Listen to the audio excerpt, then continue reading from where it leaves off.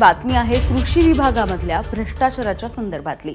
राज्यातील कृषी विभागामध्ये धनंजय मुंडे कृषी मंत्री असताना कापूस, सोयाबीन आणि तेलबिया उत्पादक शेतकऱ्यांच्या बळकटीकरणासाठीच्या योजनेमध्ये भ्रष्टाचार झाला असा दाट संशय निर्माण झालाय।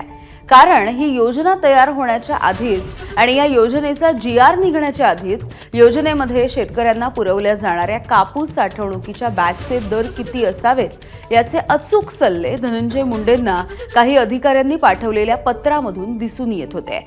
धक्कादायक बाब म्हणजे नंतर अगदी तेवढ्याच दरामध्ये लाखो कापूस साठवणुकीच्या बॅग पुरवठा करण्याचं कंत्राट सुद्धा देण्यात आलं आणि त्यामुळे घोटाळा करण्याचं नियोजन हे काही अधिकाऱ्यांच्या मनामध्ये अनेक महिन्यांच्या आधीपासूनच तयार होतं की काय असाही संशय या योजनेशी संबंधित काही कागदपत्रांच्या अवलोकनाच्या नंतर आता निर्माण झालाय। रजत वशिष्ठ आमचे प्रतिनिधी आपल्याला याविषयी माहिती देत आहेत। रजत, खरं तर हा संशय आता निर्माण होतोय, अधिकाऱ्यांच्या मनामध्ये हे आधीपासूनच होतंय की काय अशा पद्धतीचा भ्रष्टाचार करायचा असा संशय निर्माण होतोय? नक्कीच यामिनी, या योजनेसंदर्भातला जो पहिला जीआर आहे तो मार्च 2024 मध्ये काढण्यात आलेला होता।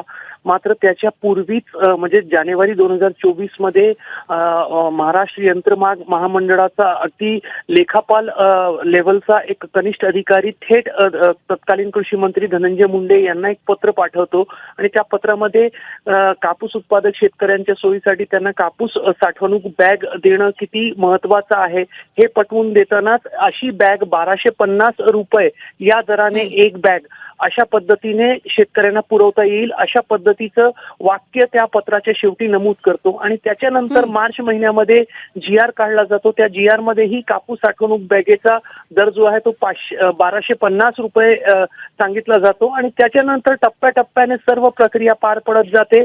मे महिन्यामध्ये त्या संदर्भातले वर्क ऑर्डर होतात, दर करार होतात आणि त्याच्यामध्येही 1250 रुपयाचा दर जो आहे तो पुरवठादारांकडून दिला जातो। टेंडरमध्ये 1250 रुपयांचा दर निश्चित होतो आणि अखेरीस त्याच 1250 रुपयांमध्ये प्रति बॅगे त्या दराप्रमाणे तो संपूर्ण कंत्राट जो आहे तो अंमलात आणला जातो। जेव्हा कंत्राटाचा जो संपूर्ण या योजनेचा जो जीआर आहे तो मार्च महिन्यामध्ये काढण्यात आलेला होता, तरीही जानेवारी महिन्यापासून अधिकाऱ्यांच्या मनामध्ये 1250 चा दर कुठून आला होता हा प्रश्न निर्माण होतो आणि जेव्हा या संदर्भात ओरड होते की हे 1250 रुपयाचा दर जो आहे तो खूप जास्त, दुपटीपेक्षा जास्त आहे, तेव्हा तपासणी केली जाते आणि त्याच्यानंतर हा संपूर्ण घोटाळा जो आहे तो बाहेर येतो, तो वेगळी बाब आहे। मात्र जीआर मार्च महिन्यामध्ये निघतो तरी जानेवारी महिन्यापासूनच अधिकारी 1250 रुपयाचा दर निश्चित करून कसे काय बसले होते हे प्रश्न जे आहेत हे चौकशीमध्ये यांचं उत्तर येणं आवश्यक आहे। अगदी रजत, त्यामुळे या घोटाळ्याचंच नियोजन या अधिकाऱ्यांनी आधीपासून ठरवून घेतलेलं होतं का असा संशय निर्माण होणं स्वाभाविक आहे। धन्यवाद या माहितीसाठी। एबीपी माझा, उघडा डोळे बघा नीट।